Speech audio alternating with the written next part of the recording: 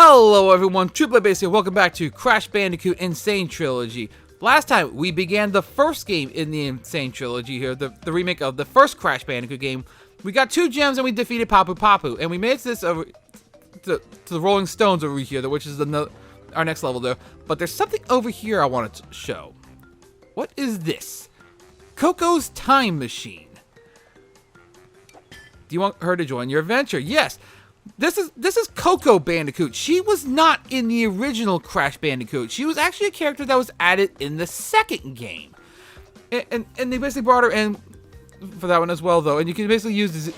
You basically use that for this is ZR for me though. For that though, it's probably like one of the right bumpers or triggers, like on the other. Which it depends which controller you're using with that though. But again, because I'm playing a Switch version, it's that button for me though.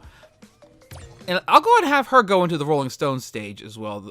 To kind of show what's up with her though, because again, Coco started appearing in the second Crash Bandicoot game, and she basically kind of became she is actually Crash Bandicoot's sister. She's basically I think she's I don't know. I think she's supposed to be like the younger sister though, but she's definitely the smart one out of the two though. I see that she has the laptop with her there, and she kind of becomes a bit of the brains out of the bunch though with that though, and later on in the series though.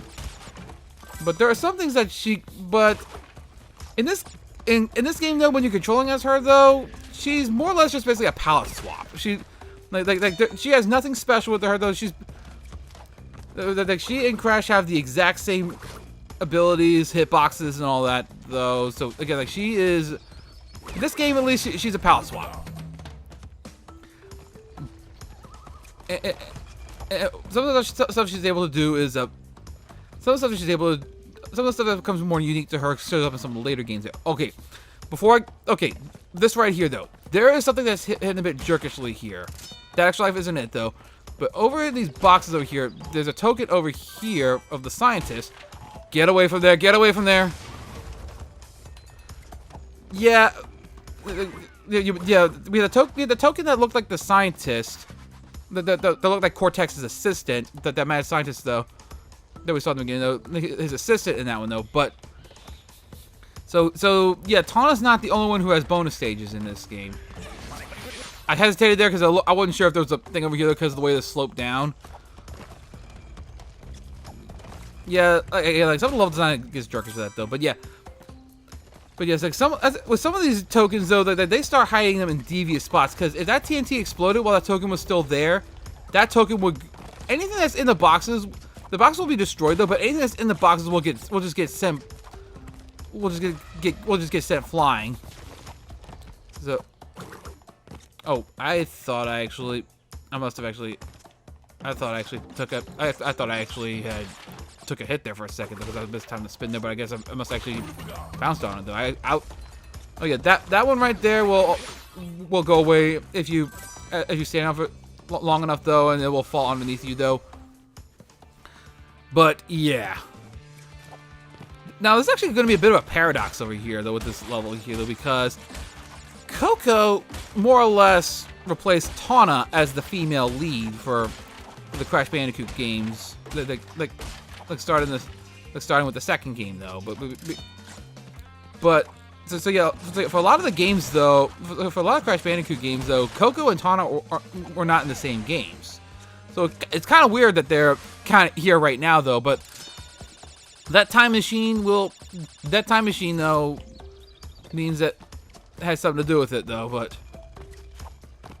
and that time machine is a bit more explained in one of the other Crash Bandicoot games though. So, but I don't want to talk about that though because that is a bit of a spoiler. But we got 3 of those tokens as well. So yeah, this one for the scientist here though, whose name is Dr. Brio. Like the bonus stages here tend to be a bit tougher than the Tawna ones. But you tend to get I feel like you tend to get more lives out of them though.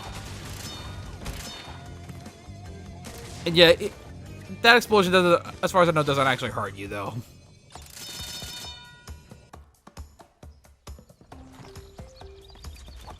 But let's just go ahead and move on this way over here though. By the way, that hint about the blue gem thing, though, was basically another way of telling you, was the game's way of telling you that it's a case where this is the stage though, where you're not getting all the gems on your first try here, though, because not all the gems, all the boxes, and getting the box gem on your first try here, though. Also, yeah, Coco has her own animation for the boxes as well, though. She uses her laptop as a shield.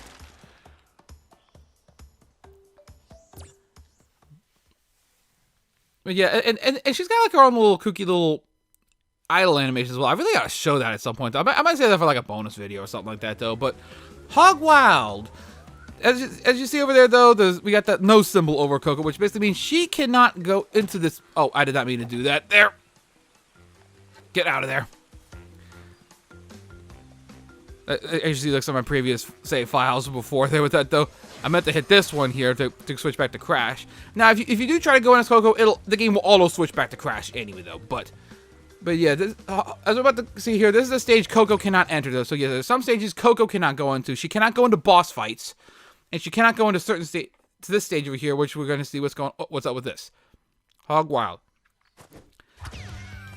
This is one of those things that the Crash Bandicoot games are also known for, though. These little animal segments where you're constantly moving forward, and your main thing here is to basically go side to side here and dodge everything. Though, if you crash into something, though, that is instant death. If you fall into a pit, it's instant death as well. And of course, because it's more or less like it's also like a more like glorified auto scroll segment as well, where you basically are forced to go on this. We basically forced to go on this little path.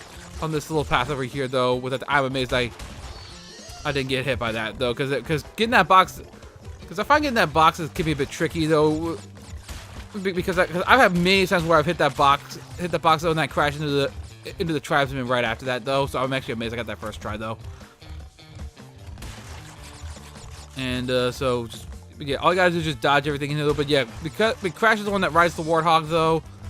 Coco cannot for whatever reason, though. So Coco does not do these sections, though, so that's all down to Crash, though.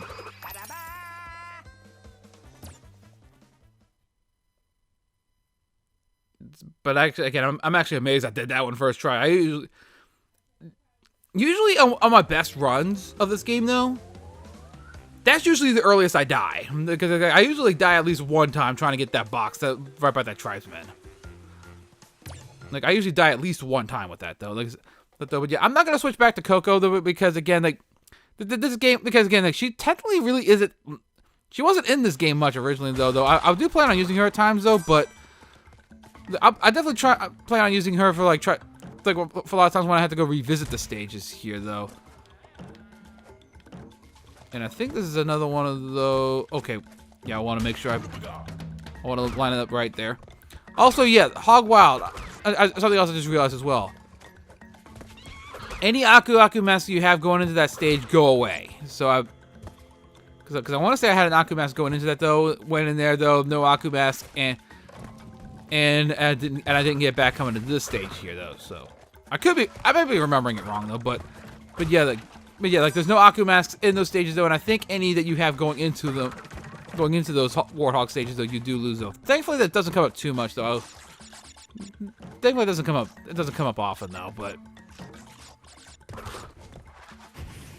All right, so let's bounce off these over here. Though this is actually considered to be one of the hard stages of that, though. Like this part over here, though, where okay, I'm gonna wait for the fire to go there. But with the Warhawk stage, though, as well as this platforming stage, though, this is where people start considering the difficulty to go up here. But though, thanks for knocking me all the way there. If you were a little weaker on that shield patch, that would have just sent me into the pit, which is what I was afraid was going to happen initially. Oh, yeah. Again, like some of these mechanics here, though, tend to start getting a bit tricky. Trickier, though. Like, this is definitely where the level design starts getting a bit tougher, in my opinion, though. Get you out of here. And I want to say this is another one of those stages that I'm gonna have to come back to because I can't get everything on this run here. Gonna go for these first, though, because again, like hitting that box, once that box falls under the TNT, that'll trigger the countdown. Also, one thing to note as well, though, The TNT boxes also count towards the box total, but you don't have to wait for it to blow up on screen though. You can go away. You can leave it and it'll go away though. Also, yeah, when you see a bounce crate with nothing up there though, chances are there's something hiding up that's a little up off screen there though, because they pull stuff like that a lot in this game. Like there's some very jerkishly placed boxes in some later stages though, around some of those though, where it's very easy to miss them. And as I found out on a previous attempt of recording this series though, with the TV I'm playing on though, I got a little bit of a screen crunch here, which basically means some boxes are, which means the few supposed hits that you're supposed to try to get for that though aren't always visible. So also you had an Akumask just hanging up over there though. I feel like I could use it to take some free hits there. Alrighty here though. Take you out over here. This box over here though. Also, yeah, there's stuff that's hidden over here too, which lets you basically more or less bypass a lot of the stage over here too. Yeah, like level design over here. What's that? I just got this thing back over here that I could just gonna bypass instead. If I end up dying here, I'll probably go ahead and just. If I end up dying at this part of, oh, never mind. I just got the checkpoint here. What I was gonna say initially though was like if I end up dying if I somehow died somewhere in there though, I probably would have just gone for the. I probably would have done it normally here. Also, yeah, the fire timing there can get a bit tricky though. So there are times though you actually don't want to hold the jump button to get the high bounce. And yep, there's that thing though, which is telling me that I do have to come back here upon getting another gem. Like I said, we'll be going into that in a bit more detail later on though. Also, yeah, this is the way you're supposed to try to just so you can be ready for that though. All right, there we go. Got that though. But yeah, like I said, that one can actually get pretty tight if you're not careful. And then, so all I gotta just go up over here though. Again, we're not gonna be able to get all the boxes in this round anyway. So, like, we are gonna have to come back, or I could just fall down like that. Fortunately, fall damage is not a thing in this game though. There's that. If you fall far enough though, Crash does that animation where he just basically face plants and then picks himself back up, but. But fortunately, no fall damage. So let's try this again, getting these boxes here, bounce off these here. Get back towards the middle because that's where the bounce crate was. Go over here. And this right here. In the original game, this platform standing up right now was the end gate, though. They added this little platform here, one for the box crate over there. Also, so that way you could you don't have the mess up where you could jump up over there and actually miss that box that was like up over there with that though. But you missed 11 boxes. Yeah, there were several boxes on the path that requires another gem for. So there's no way I was really gonna be able to do a whole lot with this anyway. With that one anyway though. But yeah, we're now onto the second island though. With that though, there's more than one island here though. Up the creek. There's another one of those stream levels here with this though, and this one I think gets a bit jerkish as well. Also, failing a bonus round doesn't count life, so retry though. I think I mentioned that last part as well, but again, like it does cost you Aku masks if you have any by the time you do it. I just realized I'm about to go into the invincibility for that though, because I haven't lost any of my masks. Now invincibility does not save you from the water though. If you fall into the water, it will go away. And then, so let's is this one of those stages though where I can actually get everything right now? It may be. I overshot the flower. Like I overshot it. Well, now I get to play let's get to play this part like normally, without the invincibility. So I can kind of see what it's like without getting that little free. Without more or less getting the free pass. Alright. Alright, there we go. I somehow overshot it last time. Okay, that monkey is kind of placed a little trickishly though. It'll actually pause in the middle. As opposed to the edge. Okay. Get back over here. Ah! Something I should point out as well, though, is that Crash and Coco have like a more rounded hitbox in this game. The hitbox is basically more or less like pill shaped, which basically means that it's, if you catch the rounded edge of it, though, you can slide off as well, though, which actually makes some platforming segments, especially in this game, a lot tighter than they were in the original game. There are some levels though where this is notoriously bad. Okay, there we go. Get out of here. I gotta time this here so I can still get past the purple one there. Okay, yeah, you can spin the fish away, so that does help there. Okay, now we gotta walk over here though to get these and hit this box over here though. Yeah, the fruit showed up over there. That's supposed to be your head to actually go back, because I said before that they sink though. They do resurface after a few seconds as well. So you get to see them sinking down here though. But that's because there's a couple boxes over here. Whoa!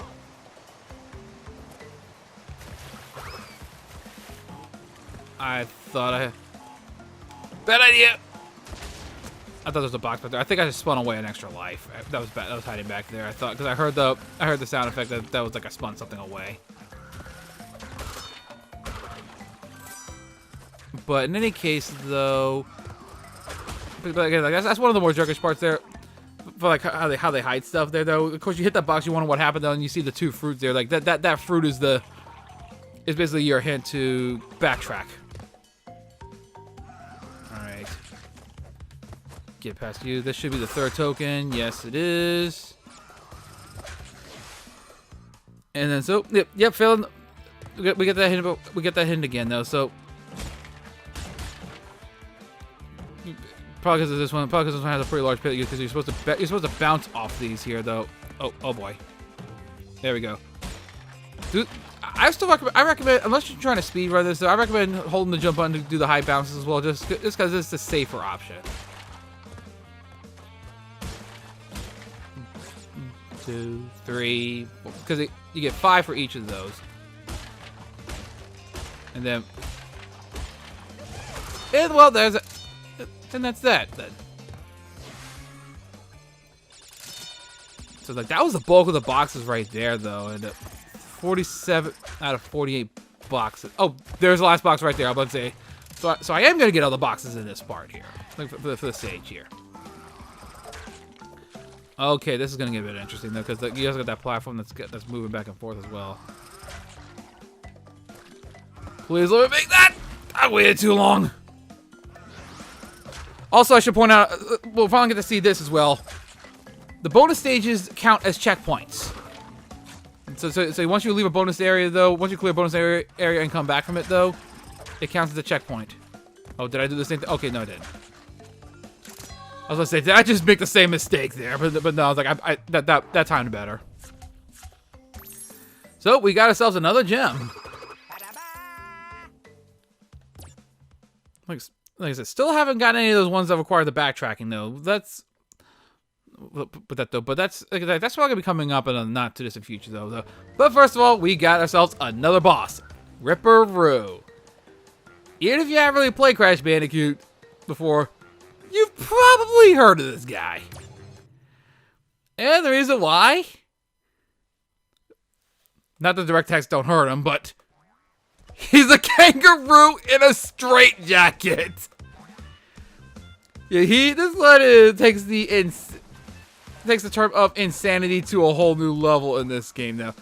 Now he will stay among those little, he will basically stay on certain patterns. I thought I had messed that up there. Oh boy. But the thing is here, you have to time the TNTs to blow up when he's going to be by them. It's a bit tricky. That might work. Nope, I was a little slow. Ah! That's the other thing, though, is depth perception can mess you up with this. With the platforming here, though, because again, the water is still. I thought I took a hit from him jumping there just now.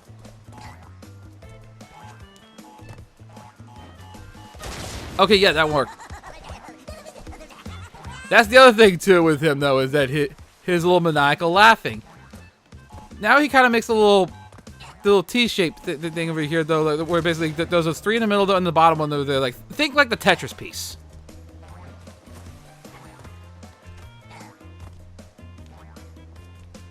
Again, the main way I can describe it is think like the Tetris piece there with that, though. But see if I can try to figure out how to time. Actually, it might be better for me to try to approach from this angle. Yeah, here we go. Now he's gonna bite no matter which way he goes.